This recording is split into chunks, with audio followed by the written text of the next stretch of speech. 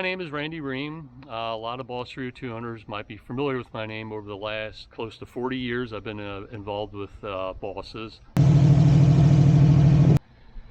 My first involvement with the Boss 302 is one was for sale back in 1975 in Lebanon, PA. A good friend of mine tried buying a car. He wasn't able to secure the loan. The guy wanted $2,500 for the car. The car eventually got sold to somebody else in Lebanon.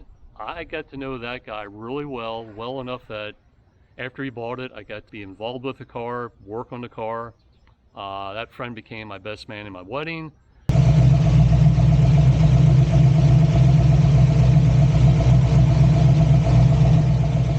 He sold the car. I wound up buying a 69 Boss 302 from Car Village, who was a huge muscle car dealer back in the day in Lebanon. I bought the Boss after selling my 1968 GT500 KR. After I sold the car, the Shelby American Club printed a registry with my name in it with owning that car. I thought that was really cool, and I thought it might be kind of nice to have something like that for the Boss 302 owners. Todd Eby and I got together and we started working on a registry back before the internet, back before home computers. We typed everything up on 3x5 index cards. We kept serial numbers in order. Donald Farr was doing a Boss 302 survey for the Shelby American magazine that they did every other month, I believe, back then. And he had all these serial numbers from his research, and we asked him if it's possible to get the serial numbers so we could continue trying to do a Boss 302 registry. He was so glad that somebody would pick up on this survey and combine it into a registry. It kind of promoted the registry more. Back then, before the internet, not many people got information unless they read it in a magazine. And he helped promote all that when he became the editor of Mustang Monthly.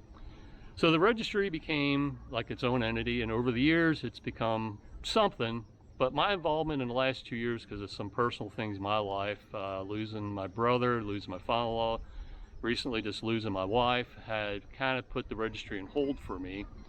But Todd and I do want to get the ball rolling again this winter, and hopefully within the next year to year and a half come out with a printed copy again, which would be the 5th edition of our registry. We did one in 85, 91, 2000, and 2011. That's been my involvement with the registry, that a lot of you people might know my name. One of the things we can do, I have in my possession all the VIN numbers of every Boss 302 made, and if somebody wants to help verify that it's a real Boss VIN, I can do that. And we provide that service for free, and it's one of those things when I get around to doing it. I can't always respond immediately. Sometimes I can, but it is a hobby. One of the missions I've had in my life with the registry, I want to make sure I don't make money off of it, that it's a fun thing for me to do when I have time, and to expand the hobby and have other people enjoy the Boss 302s. One of the things we offer too is a printed newsletter that I've been trying to do once a year. Last year, because of COVID and my things in my life going on, I didn't print a newsletter. In that newsletter, we provide how many cars we found, how many 69s we found, information for. Now, every serial number we have may not be a car that exists. It might have been one that did exist, and the person has records that he totaled the car scrapped, and we feel that's important to provide that information so that serial number doesn't get used down the road for a mysterious car to show up and all of a sudden that Boss 302 exists again. And we have probably accounted for, I don't know the total number off the top of my head, but around 3,100 cars of the 8,600 cars that were produced, 7,014, well, 7,013, 7,014 if you count the 69 Shelby that became a Boss that they did in 70 that has a 70 VIN, or 1628 that were produced in 1969, for a total of 8,600 cars. And we have a lot of detailed information on cars. Some cars, all we know is the serial number and the person who owned it at one time. Various states of information that we have. If you want to know any of your past history, you can email me at boss302reg@aol.com, and I will try and get back to you as soon as possible and provide whatever information I know about the car.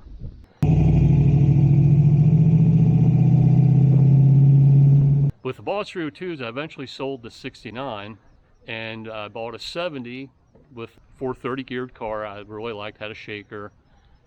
And while I had that car, a good friend of mine in Harrisburg wound up buying a 69 Boss 302 that was Calypso Coral. I thought that car was so nice looking, I was determined at some point I'm going to own a 69 Boss 302 that's Calypso Coral. That's the car you see behind me.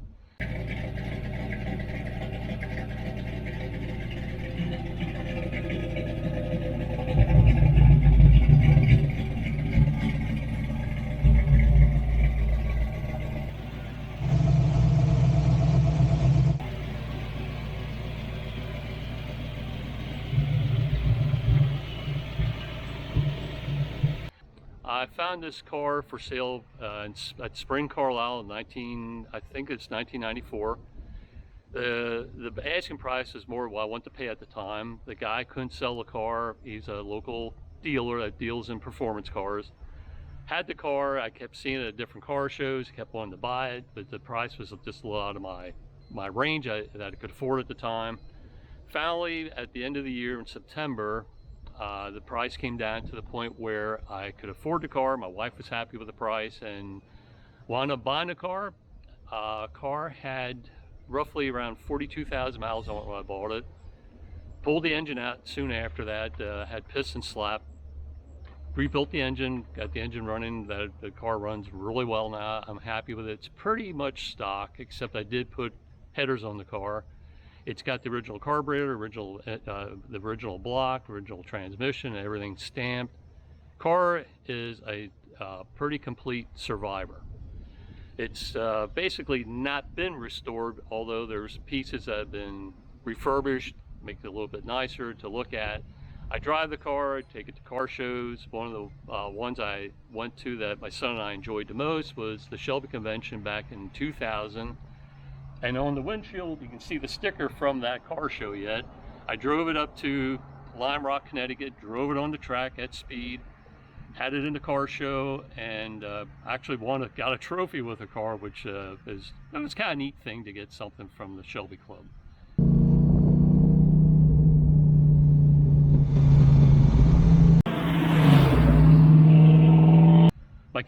My son just loves driving this car. He'd rather drive this car than the 2012, even though the 2012 has more horsepower and goes faster. He'd rather drive the old school car. And that makes me kind of proud that he's into the older cars, that this car actually provided that interest for him. And my daughter likes older cars. She has a 1990 Mustang GT with I think it's right around 11,000 miles, 11,000 mile original car. So my whole family has been in the cars. My brother had a Boss 302. He's owned a Shelby or two. He did a Kit Car Cobra. Big car family. Cars are so big in my life, I even named my daughter Shelby when I had the KR.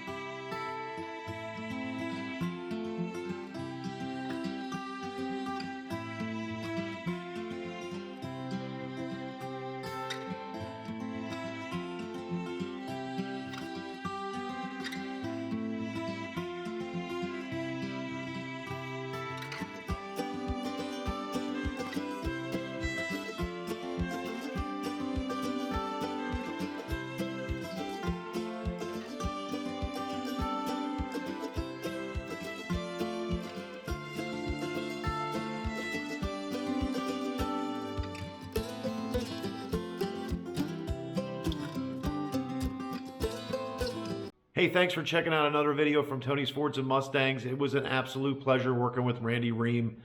He and Todd Eby started the Boss 302 Registry a long time ago, so 1985. I've heard Randy's name and Todd's name goes all the way back to when I was a teenager. So Those guys have been around the hobby for a long time. They do a great job, and they do it out of the goodness of their heart. Just like and subscribe wherever there's a button somewhere to do that. That would be awesome. And we'll see you soon with more videos of Fords, Mustangs, and once in a while a GM or a Chrysler product might sneak in. Can't tell you if that might not happen, because it probably will. Thanks again. See ya.